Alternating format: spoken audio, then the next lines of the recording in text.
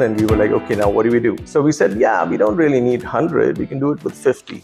Fast forward another 10 years, the IES issues a metric saying, well, you don't really need 50, you can do it in 30. I was a student at the Lighting Research Center when I first got this data. And I said, wait, so in 30 years, you went down to 30% of the requirement and nobody said boo. Like, wait, how did this happen? So I started asking the question that what is actually a good light level beyond what the IES and other metrics tell us? How do you actually utilize certain types of wavelengths to elicit the appropriate response, which is always emotional? We always lead with the heart. We always lead with how to make it evocative. But do we have enough emotion in the space? Visual emotion. So everything is blue. And what's the reason? And I'm going to take you on a deep dive as if you were diving to get to Atlantis. There's this whole wall of like little flickering lights, and we said when you come down through the steps, what we want you to see is a mermaid welcoming you to this wall. Visuals, clear drama, clear visuals.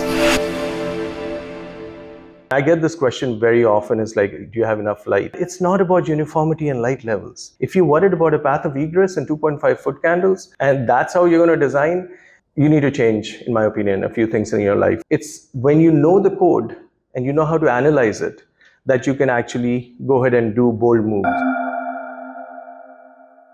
So there's latent properties, latent light, and then there's manifested aspects of light, is what we as lighting designers usually work with, which is light levels, uniformity, and so on and so forth. Latent properties of light, if you look at the wave theory or the particle theory of light, it's how the light, photons, and waves interact with matter and materials and humans.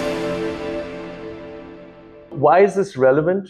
Because we can use patterns, directionality, movement, and spectrum to mimic Mother Nature. Because I just come back from Tulum in Mexico and I saw the most beautiful array of fireflies. We had this flickering fireflies that were caught in these metal trees. Then the second one is metal trees, but how do you light them? So what we ended up doing is that we got our inspiration by lying down on the grass, looking up through the rain trees and seeing the patterns through the trees.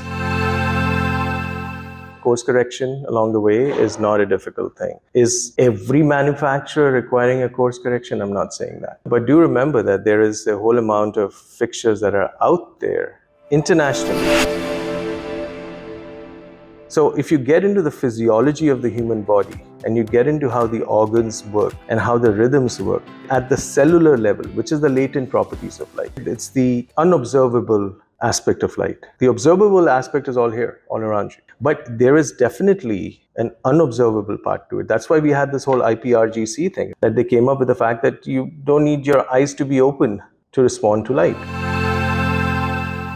We did a talk for the AIA in New Jersey. They said, well, all the projects you're showing, they must be very expensive. Actually, no. If you spend $100 doing fancy branded fixtures, we've probably done it at 90. So it's not a cost issue. It's a knowledge process issue. And disbelievers, I mean, you go out there, why do you feel good under the sunlight there? There's a whole conversation there.